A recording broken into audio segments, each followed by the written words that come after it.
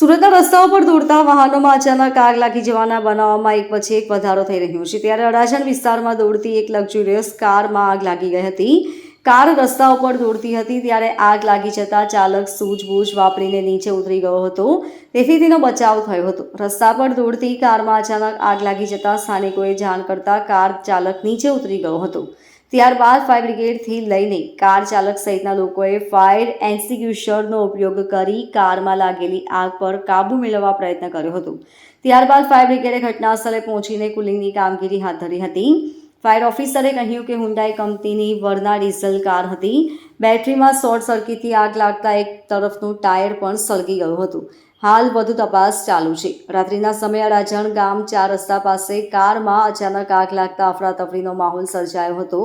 કારના આગળની સાઈડ એટલે કે બોનેટનો ભાગ પૂંઠાના બોક્સની જેમ સળગવા લાગ્યો હતો, જેથી તાત્કાલિક આસપાસથી ફાયરના સાધનો વડે આગ પર કાબૂ મેળવવામાં આવ્યો હતો. Bureau report LK star news, Surat.